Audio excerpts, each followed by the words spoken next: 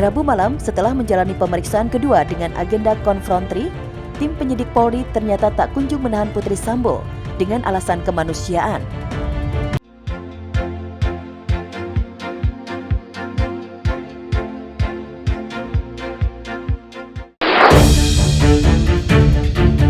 Panik dengar harga BBM akan naik, pengendara antri di SPBU.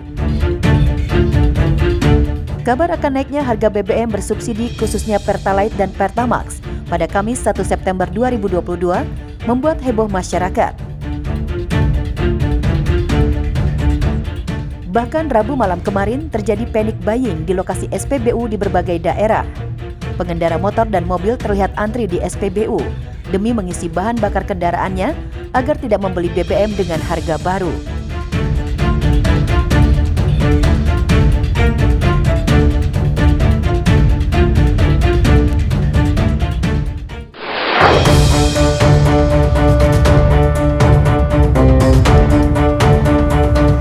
Heboh, harga telur ayam tembus Rp33.000 per kilo.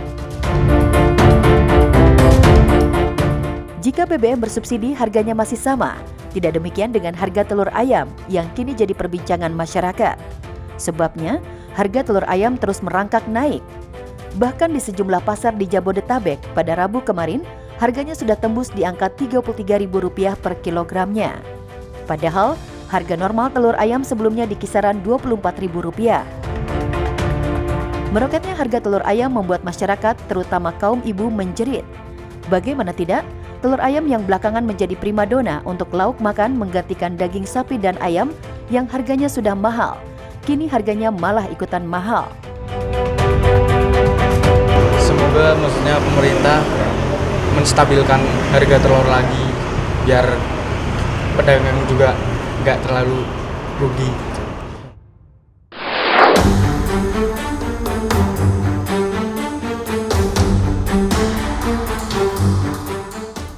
Harga telur ayam terus meroket, apa langkah Menteri Perdagangan? Anehnya, meski harga telur ayam dalam beberapa pekan terus naik, Menteri Perdagangan Zulkifli Hasan belum terdengar melakukan gebrakan untuk menurunkan harga telur ayam. Masyarakat justru menyayangkan komentar Zulkifli yang menganggap kenaikan harga telur hal biasa dan jangan diributkan. Mereka melakukan apa disebut dengan abkir dini. Abkir dini itu ayam yang menelur itu dipotong dijual ayamnya, ya jadi berkurang kan produksinya agar harganya naik. Satu itu. Yang kedua, Kemensos kebetulan merapel programnya 3 bulan sekaligus telur lagi dibeli. Jadi ini satu ada abkir dini, kedua Kemensos bantuan 3 bulan dirapel, bantuannya telur banyaknya jadi naik. Nah nanti sore ini dan besok kita akan undang para pelaku di sektor petelur ini yang besar-besar, karena yang besar-besar yang mempengaruhi, agar mereka tidak melakukan abkir dini lagi, agar ini harga normal. Dan ini kan Kemensos juga sudah selesai.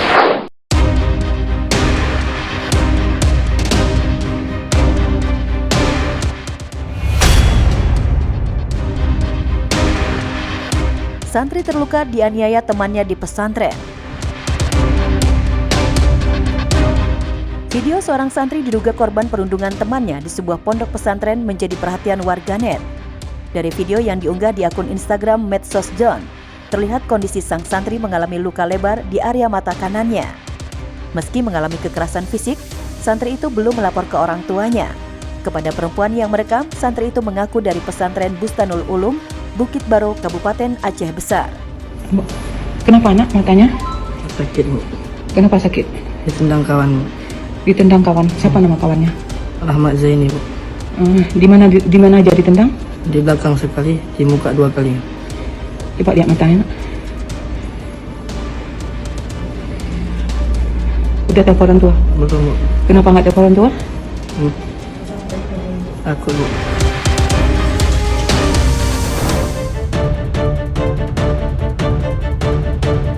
Di mana keadilan ketika Putri Sambo tak ditahan atas nama kemanusiaan?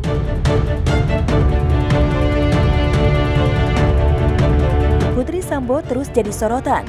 Nasibnya yang ditunggu-tunggu publik segera menyusul suaminya Ferdi Sambo dan ketiga tersangka pembunuhan berencana Brigadir Yosua ke penjara. Berakhir anti klimaks. Rabu malam, setelah menjalani pemeriksaan kedua dengan agenda konfrontri, tim penyidik Polri ternyata tak kunjung menahan Putri Sambo dengan alasan kemanusiaan. Terkait soal penahanan Ibu Putri, kami sudah mengajukan permohonan untuk tidak dilakukan penahanan.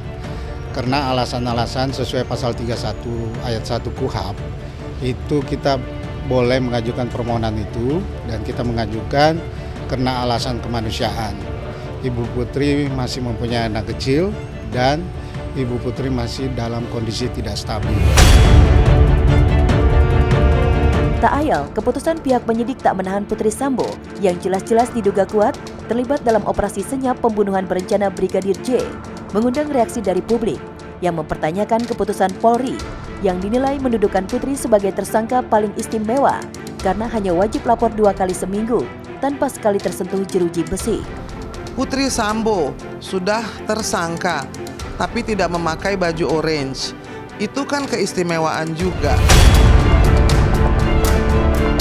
Karena tuduhannya itu kan berat loh.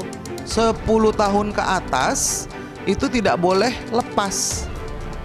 Perkara pidana yang tuntutannya di atas 10 tahun. Nah, itu banyak sekali kalau saya bilang sih bukan kejanggalan ya, tetapi rekayasa yang memang membuat banyak orang bertanya-tanya. Sepanjang sejarahnya, belum pernah ada kejadian yang fatal ini di mana tersangka 340 itu tidak ditahan, malah bebas berkeliaran. Jadi ini wajib didengar oleh masyarakat Indonesia bahwasanya ada suatu kefatalan dalam penanganan perkara.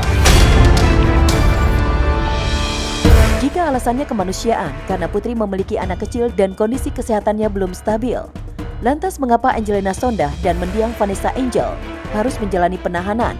Padahal saat itu keduanya sama-sama punya anak kecil. Lalu mengapa Angie dan Vanessa tidak dimanusiakan? Pertanyaan itu menggema di jagat maya.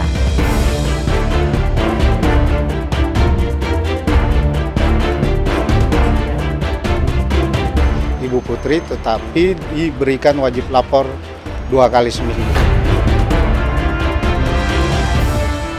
Ya, jadi mohon pengertian teman-teman semua bahwa ini memang sesuai dengan aturan yang ada. Nah, dan juga Ibu Putri sudah dicekal, jadi nggak mungkin kemana-mana. Lepas dari pro kontra tidak ditahannya Putri Chandrawati, tim Sus Polri yang dipimpin Komjen Agung Budi Marwoto, menurut Kadif Humas Mabes Polri kemarin, sudah melimpahkan kembali berkas perkara keempat tersangka ke pihak Jaksa Penuntut Umum, yang selanjutnya akan digelar sidang di pengadilan jika sudah dianggap sempurna atau P21. Informasi yang saya dapat, memang hari ini P19-nya secara resmi diserahkan. Yang sudah diterima kan P18. Nah, tentunya dari penyidik berupaya semaksimal mungkin apa yang menjadi petunjuk dari kejaksaan akan dipenuhi.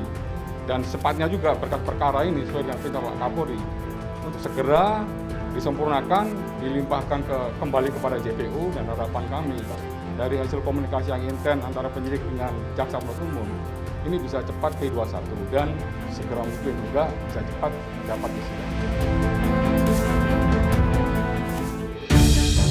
Bersamaan dengan itu, selang sehari pasca kepolisian menggelar rekonstruksi, Komnas HAM yang ditunjuk sebagai pihak independen Kamis kemarin menyerahkan berkas penyelidikan ke pihak kepolisian.